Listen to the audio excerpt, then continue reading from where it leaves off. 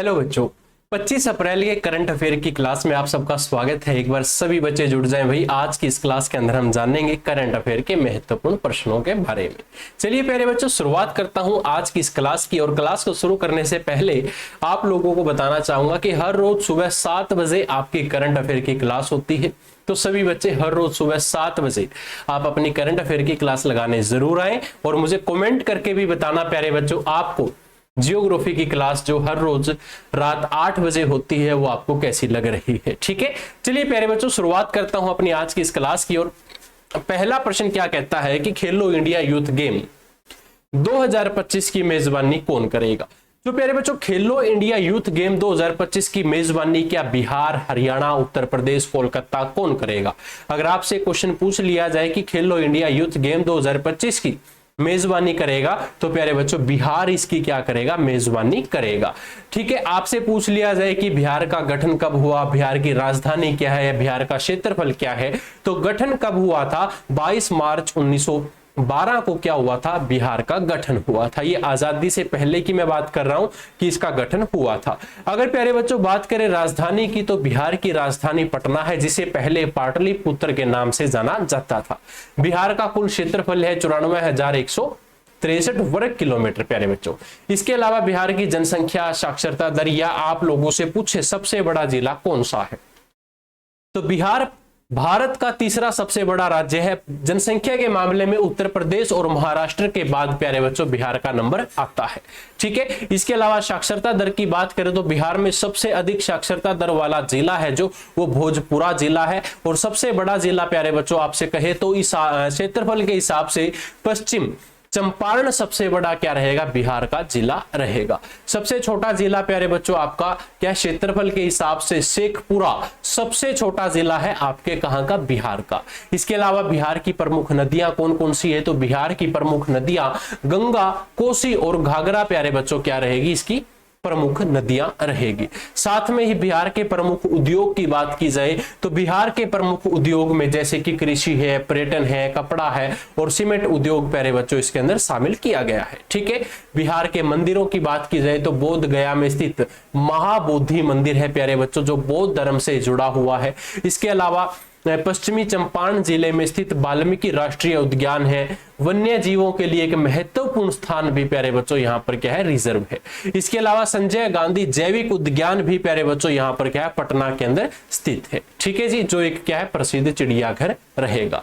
राजभवन की बात की जाए तो बिहार के गवर्नर का आधिकारिक निवास प्यारे बच्चों राजभवन पटना में स्थित है। पटना उच्च न्यायालय प्यारे बच्चों बिहार राज्य का सर्वोच्च न्यायालय माना जाता है। और बिहार विधानसभा के अंदर बात करें तो प्यारे बच्चों 243 क्या रहेंगे, इसके अंदर सदस्य रहेंगे। ठीक है जी, बिहार के प्रमुख विश्वविद्यालय की बात की जाए तो बिहार में कई प्रमुख विश्वविद्यालय हैं, जैसे कि पटना विश्वविद्यालय, मगध विश्वविद्यालय, बिहार कृषि विश्वविद्यालय प्यारे बच्चों ये क्या रहेंगे, प्रमुख विश्वविद्यालय आपके रहेंगे। ठीक है जी, अगला क्वेश्चन प्यारे बच्चों क्या कहता है कि किस शहर की शहनाई को जीआई टैग की मान्यता मिली है। ऐसा कौन सा शहर है जिस शहर की शहनाई को जीआई टैग की मान्यता मिली है। भाई बनारस है, मथुरा है, अयोध्या है या फिर बरसाना है। अगर आपसे कहे कि जीआई टैग की जो मान्यता मिली है प्यारे बच्चों वो बनारस शहर की शहनाई को मिली है। बनारस शहर की शहनाई को कौन सी मान्यता दी गई है, तो जीआई टैग की मान्यता दी गई है। बनारसी शहनाई प्यारे बच्चों, बनारसी शहनाई एक पारंपरिक वाद्य यंत्र है जिसकी जड़ें भारतीय शास्त्रीय आपके संगीत के बनारस घराने की गहराई से जुड़ी हुई है। इसके अलावा इसे राष्ट्रीय स्तर पर प्रसिद्ध उस्ताद बिस्मिल्लाह खान के माध्यम से मिली है, जिसे भारत में प्रथम स्वतंत्रता दिवस पर लाल किले पर शहनाई बजाई थी प्यारे बच्चों। इसने क्या किया था, आपके बिस्मिल्लाह खान है जो इन्होंने प्रथम स्वतंत्रता दिवस पर प्यारे बच्चों क्या किया था, लाल किले पर शहनाई बजाई थी। ठीक है जी, आपसे पूछ लिया जाए कि जो ये शहनाई है प्यारे बच्चों, जो आपकी शादियों में, धार्मिक समारोह में, मंदिरों के अंदर क्या है, ये शहनाइयां बजाई जाती है। ठीक है, ये सभी बच्चे इस पॉइंट्स को अच्छे से याद कर लें। ठीक है, इसके बाद है प्यारे बच्चों बनारस का तबला। बनारस के तबले से आपसे क्या कह सकता है कि बनारस तबला घराना, जिसे पूरब घराना के नाम से भी जाना जाता था, तबला वादन की एक अद्वितीय और प्रभावशाली शैली का क्या है, ये प्रतिनिधित्व करता है, जिसकी उत्पत्ति वाराणसी बनारस में हुई थी। ठीक है जी, चलिए अगला पॉइंट क्या कहता है कि इसकी अभिव्यंजक और गतिशील रचनाएं इसे कथक नृत्य के साथ संगत करने के लिए विशेष रूप से उपयुक्त बनाती है, जो कि उत्तर भारत में निहित एक शास्त्रीय शैली है। ठीक है जी, ये आपका क्या है, बनारस घराना को भारतीय शास्त्रीय संगीत में 6 मुख्य तबल घरानों में से एक माना जाता है। ठीक है प्यारे बच्चों, अगला प्रश्न आप सबके सामने है कि 2 दिवसीय अंतरराष्ट्रीय सम्मेलन अंतरराष्ट्रीय बौद्ध परिसंघ द्वारा किस राज्य में आयोजित किया जाएगा। तो कौन से राज्य में आयोजित किया जाएगा, आपका अरुणाचल प्रदेश है, उड़ीसा है, आंध्र प्रदेश है, हरियाणा है। अगर आपसे कहे कि 2 दिवसीय अंतरराष्ट्रीय जो सम्मेलन ये कहां पर आयोजित किया जाएगा, तो प्यारे बच्चों अरुणाचल प्रदेश के अंदर ये है आयोजित किया जाएगा। इसके अलावा अगर बात करें संस्कृत मंत्रालय के सहयोग से 21-22 अप्रैल 2025 को अरुणाचल प्रदेश के अंदर इसका आयोजन क्या है, हो चुका है। अरुणाचल प्रदेश के नामसाई में बुद्ध धर्म और पूर्वोत्तर भारत की संस्कृति शीर्षक से 2 दिवसीय अंतरराष्ट्रीय सम्मेलन की मेजबानी कर रहा है। प्यारे बच्चों अरुणाचल प्रदेश भारत का एक उत्तरी पूर्वी राज्य है, आप सभी को पता भी होगा। जिस बच्चे ने जियोग्राफी की क्लास लगा रखी है उसके अंदर हम इसके बारे में भी चर्चा भी कर रहे हैं। ठीक है प्यारे बच्चों, इसकी राजधानी पूछ ली जाए तो ईटानगर क्या रहेगी, आपकी राजधानी रहेगी अरुणाचल प्रदेश की। ठीक है, हरियाणा बात करें प्यारे बच्चों, अरुणाचल प्रदेश को उगते सूरज की भूमि भी कहा जाता है, क्योंकि जो आपका सूर्य उगता है, सूर्य उदय होता है प्यारे बच्चों, वो कहां से होता है, अरुणाचल प्रदेश से होता है। भारत का सबसे दूरस्थ राज्य जो हिमाचल में क्या है प्यारे बच्चों, हिमालय के अंदर क्या है, स्थित है।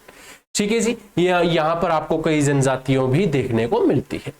अगला प्रश्न कि अरुणाचल प्रदेश में भारत का सबसे बड़ा मठ और सबसे लंबा नदी पुल भी आपको देखने को मिलता है। आपसे पूछ लिया जाए कि भाई भारत का सबसे बड़ा मठ कहां पर है, अरुणाचल प्रदेश में है। आपसे पूछे कि भाई भारत का सबसे लंबा नदी पुल कहां पर है, तो अरुणाचल प्रदेश के अंदर ये क्या रहेगा, स्थित रहेगा। अरुणाचल प्रदेश में परशुराम कुंड नाम का भी क्या है, एक हिंदू तीर्थ स्थल है।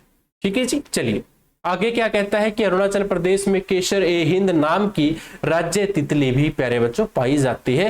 प्रीवियस ईयर के अंदर भी प्यारे बच्चों अगर आप लोगों से पूछा गया था कि केसर ए हिंद नाम की जो तितली है प्यारे बच्चों वो कहां पर पाई जाती है, तो अरुणाचल प्रदेश के अंदर पाई जाती है।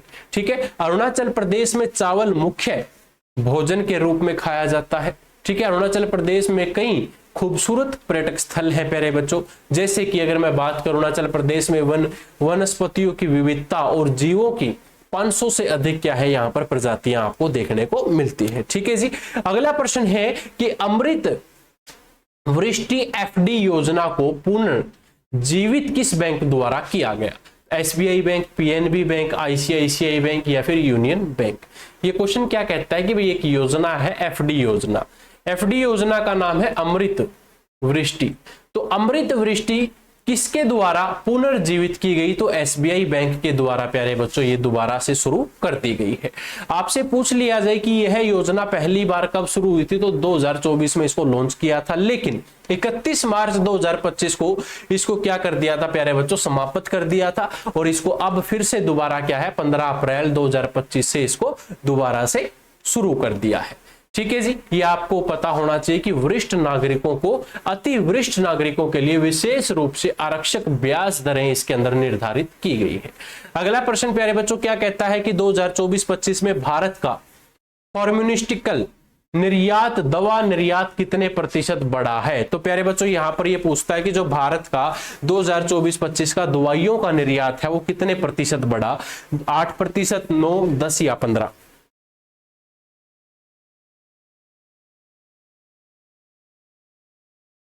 तो प्यारे बच्चों ये आपका 9% क्या है, इसका निर्यात बढ़ा है। ठीक है, यह निर्यात $30 बिलियन क्या है पार कर चुका है। साथ में इसमें संयुक्त राज्य अमेरिका एक प्रमुख बाजार बना हुआ है, जो देश के कुल फार्मा निर्यात का क्या है 1/3 हिस्सा है। आपसे क्या कहता है कि हाल ही में भारत और ईरान के बीच जो परमाणु वार्ता का दूसरा दौर किस देश में शुरू हुआ। भारत और ईरान के बीच जो परमाणु वार्ता का दूसरा दौर है प्यारे बच्चों, वो कौन से देश में शुरू हुआ? ईरान, इटली, अमेरिका या कनाडा? अगर आपसे कहे तो प्यारे बच्चों ये इटली के अंदर क्या है, शुरू हुआ था। इसके अलावा आपसे कहे कि WEF वर्ल्ड इकोनॉमिक्स फोरम द्वारा यंग ग्लोबल लीडर 2025 के रूप में किसे चुना गया है?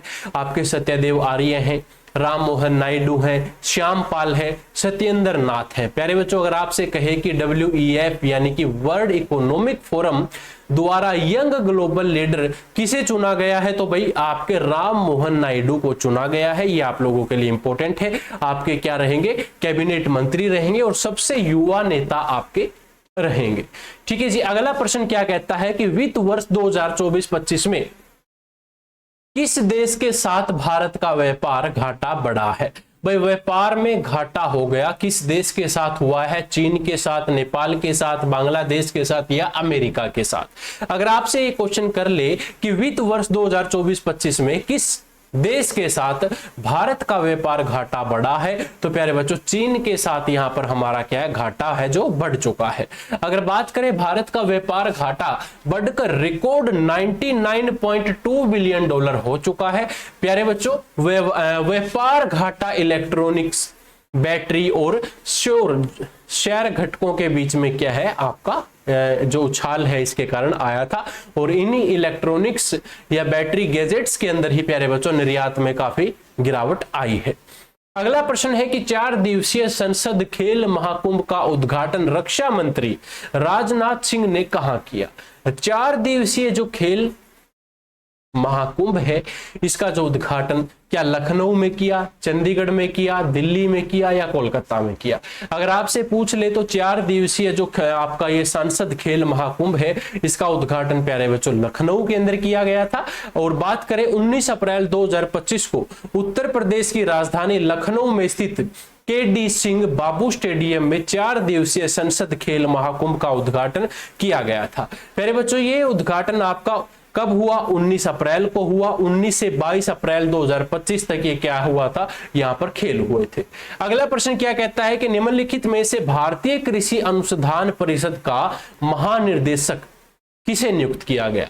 वह निम्नलिखित में से भारतीय कृषि अनुसंधान परिषद का जो महानिर्देशक है वो कौन है? आपका मांगी लाल जाट है, बाजे भगत है, आपका बनवारी लाल है, नटवर लाल है। प्यारे बच्चों अगर आपसे पूछ ले क्या कि वह भारतीय कृषि अनुसंधान परिषद का महानिर्देशक किसे नियुक्त किया है, तो प्यारे बच्चों ये मांगी लाल जाट को नियुक्त किया गया है। अगला प्रश्न क्या कहता है कि 2 मई 2025 को प्रधानमंत्री नरेंद्र मोदी ने किस राज्य में विजिगजम अंतरराष्ट्रीय बंदरगाह का उद्घाटन किया? भाई क्या ये उद्घाटन आपके केरल, कर्नाटक, चेन्नई, तमिलनाडु? अगर आपसे पूछ ले कि 2 मई 2025 को प्रधानमंत्री नरेंद्र मोदी ने विजिगजम अंतरराष्ट्रीय जो बंदरगाह का उद्घाटन है वो कहां पर किया? केरल के अंदर प्यारे बच्चों वो उद्घाटन है इन्होंने किया था। ठीक है जी। मुख्य बिंदुओं की बात करें तो उद्घाटन तिथि 2 मई 2025 है। उद्घाटनकर्ता का नाम प्यारे बच्चों नरेंद्र मोदी रहेगा, प्रधानमंत्री हमारे भारत देश के हैं। और जो ये विजिगजम तिरुवनंतपुरम के पास प्यारे बच्चों स्थित है, केरल के अंदर इसका उद्घाटन किया गया है।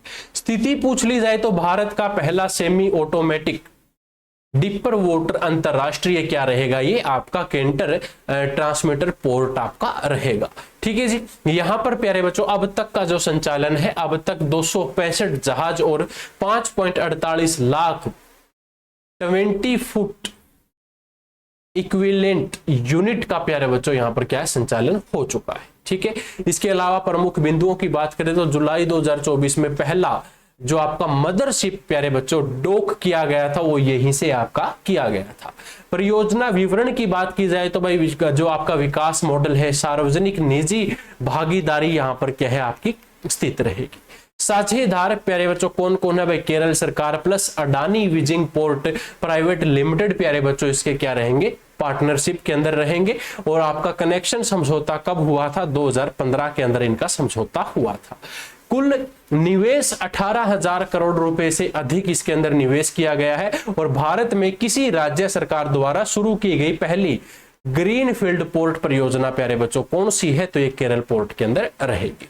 अगला प्रश्न क्या कहता है कि हाल ही में किस राज्य का बड़े सत्ती गांव नक्सली मुक्त गांव घोषित कर दिया गया। तो ये छत्तीसगढ़ का एक गांव है प्यारे बच्चों, जो बड़े सत्ती गांव है, नक्सली मुक्त गांव घोषित हो चुका है। अगला प्रश्न क्या कहता है कि भाई एससी उप वर्गीकरण अध्याय दे के समझौते को भारत के किस राज्य मंत्री ने मंजूरी दी है? तो आंध्र प्रदेश के जो आपके मंत्री हैं प्यारे बच्चों, उन्होंने क्या दे दी, इसको मंजूरी दे दी। उपाध्यक्ष की बात की जाए तो वह 15 अप्रैल 2025 को ये क्या है, मंजूरी दी गई है आंध्र प्रदेश के मंत्रियों के द्वारा। इसका उद्देश्य क्या रहेगा भाई, अनुसूचित जातियों के बीच आरक्षण लाभों का अधिक जो वितरण है वो सुनिश्चित किया जाए। प्रारंभ की बात की जाए तो प्यारे बच्चों तेलुगु देशम पार्टी के नेतृत्व में इसका क्या किया गया, शुभारंभ किया गया था। ठीक है जी। हाँ, अगला प्रश्न प्यारे बच्चों, इसके अंदर क्या, आयोग का गठन कब हुआ था? तो 15 नवंबर 2024 को प्यारे बच्चों आयोग का गठन किया गया था। इसके अलावा 26 जिलों में इसका क्या है, आयोजन किया जाएगा। ठीक है जी, ये बातें आपकी यहाँ पर कंप्लीट हो चुकी है। चलिए अगला प्रश्न क्या कहता है कि किस राज्य की सिलक्यारा सुरंग का नाम बदलकर बाबा बोख नाम के नाम पर रखा गया? तो बाबा बोखनाग के नाम पर प्यारे बच्चों किसका नाम रखा गया था? आपका सिलक्यारा सुरंग का नाम रखा गया था, और ये कहां पर है, आपके उत्तराखंड के अंदर स्थित रहेगी। अगला प्रश्न क्या कहता है कि हाल ही में विश्व पुस्तक और कॉपीराइट दिवस कब मनाया गया? भाई विश्व पुस्तक और कॉपीराइट दिवस जो प्यारे बच्चों मनाया गया है 21 अप्रैल को मनाया गया है। इसका तात्पर्य क्या है प्यारे बच्चों, एक सेकेंड, हाँ ठीक है, एक मिनट दोस्तों, यहाँ 21 अप्रैल गलत है भाई, 23 अप्रैल को मनाया गया था प्यारे बच्चों, क्योंकि प्रति वर्ष 23 अप्रैल को दुनिया भर के अंदर प्यारे बच्चों ये दिवस मनाया गया था, world book and copyright day. इसका मनाने का उद्देश्य ये है कि भाई लोगों को पढ़ने की आदत हो और वो अपना पढ़ाई को या पुस्तकों को अधिक से अधिक महत्व दे। ठीक है जी। चलिए, और आपसे पूछ ले कि भाई इंग्लिश लैंग्वेज डे कब मनाया जाता है? तो 23 अप्रैल को इंग्लिश लैंग्वेज डे है, जो हाल ही में मनाया गया था। हाल ही में सुजुकी एरोबिक जिम्नास्टिक विश्व कप 2025 का आयोजन है, जो कहां पर किया जाएगा? तो प्यारे बच्चों आयोजन क्या पेरिस के अंदर हुआ, बीजिंग के अंदर, टोक्यो के अंदर। तो ये आयोजन है प्यारे बच्चों टोक्यो के अंदर क्या है, किया जाएगा। ये आप लोगों के लिए इंपॉर्टेंट है। 6 सदस्यीय भारतीय aerobic gymnastic team Suzuki aerobic gymnastic जो विश्व कप है प्यारे बच्चों, इसके अंदर भाग लेगी, और 25 से 27 अप्रैल तक इसका क्या होगा, आयोजन होगा। अगला प्रश्न है कि हाल ही में 10 लाख से अधिक मूल्य के लग्जरी सामान पर कितने प्रतिशत TCS लगाया जाएगा? लग्जरी सामान जैसे रोलेक्स की घड़ी ले लेंगे आप, या कोई ऐसा प्रोडक्ट जो 10 लाख से ऊपर का है, जूते हो, चप्पल हो, कुछ भी हो भाई, अगर 10 लाख से उसकी कीमत ऊपर है तो आपको TCS का क्या है, टैक्स देना पड़ेगा। तो प्यारे बच्चों को कितने प्रतिशत देना पड़ेगा?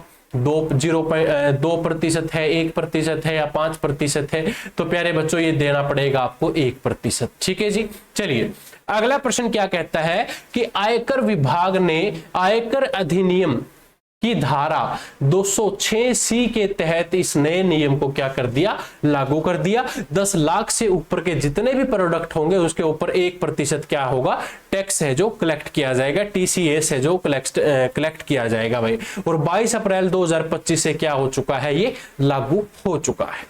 अगला प्रश्न प्यारे बच्चों क्या कहता है कि हाल ही में केंद्रीय जो आपका पुरातत्व सलाहकार बोर्ड, जिसको हम CABA की 38वीं बैठक कहां आयोजित हुई है?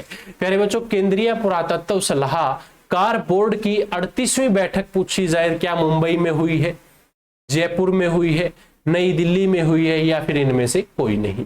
तो प्यारे बच्चों ये कहां पर हुई है, ये आपकी हुई है नई दिल्ली के अंदर। ठीक है जी। अगला प्रश्न प्यारे बच्चों क्या कहता है कि हाल ही में असम के कोकराझार में प्रतिष्ठित गुरुदेव कालीचरण ब्रह्मा पुरस्कार 2025 से किसे सम्मानित किया गया? तो क्या आपका option A Sunil Prabhakar, option B doctor Achyut Samanta, option C doctor Veena Mohan Jha, या फिर इनमें से कोई नहीं? पहले बच्चों असम के कोकराझार में जो आपकी प्रतिष्ठा गुरुदेव कालीचरण ब्रह्मा पुरस्कार 2025 से सम्मानित किए गए हैं वो डॉक्टर अच्युत सामंत को प्यारे बच्चों किया गया है। ठीक है जी, ये आप लोगों के लिए इंपॉर्टेंट था, इसका सभी बच्चे स्क्रीनशॉट लेना चाहें तो ले सकते हैं। ठीक है। अगला प्रश्न भाई क्या कहता है कि हाल ही में IMF ने वित्त वर्ष 2026 के लिए भारत की विकास दर कितने प्रतिशत रहने का अनुमान लगाया है? तो कितने प्रतिशत रहने का अनुमान लगाया है? तो प्यारे बच्चों 6.2% रहने का क्या है, अनुमान लगाया है। हाल ही में भारतीय वायुसेना की प्रसिद्ध सूर्य किरण एरो बेटिक टीम का रोमांचक एयर शो कहां आयोजित किया जाएगा? तो प्यारे बच्चों ये किया जाएगा आपका बिहार के अंदर आयोजित किया गया। ठीक है जी। अब ये आखिरी क्वेश्चन है प्यारे बच्चों, इसका आंसर आप लोग मुझे कमेंट करके जरूर देंगे। इसका आंसर आप लोगों को कल की क्लास के अंदर बता दिया जाएगा। क्वेश्चन क्या कहता है कि हाल ही में किस राज्य सरकार ने पिंक ई रिक्शा योजना, जो पिंक ई रिक्शा योजना की शुरुआत की है, वह बिहार, महाराष्ट्र, ओडिशा या इनमें से कोई नहीं? तो मुझे कमेंट करके इसका आंसर आप लोग जरूर बताना। जिसने अभी तक हमारे चैनल को सब्सक्राइब नहीं किया, चैनल को सब्सक्राइब कर लेना, क्योंकि यहाँ पर आपको जियोग्राफी की क्लास हर रोज शाम 8 बजे अवेलेबल होती है और करंट अफेयर की क्लास हर रोज सुबह 7 बजे आपको यहाँ पर मिला करेगी। मिलता हूं आप लोगों को एक और बेहतरीन क्लास के साथ। तब तक के लिए जय हिंद, जय भारत। बने रहें आपके अपने यूट्यूब चैनल के साथ। ठीक है, और जिस बच्चे ने अभी तक इसको सब्सक्राइब नहीं किया, सब्सक्राइब जरूर करें।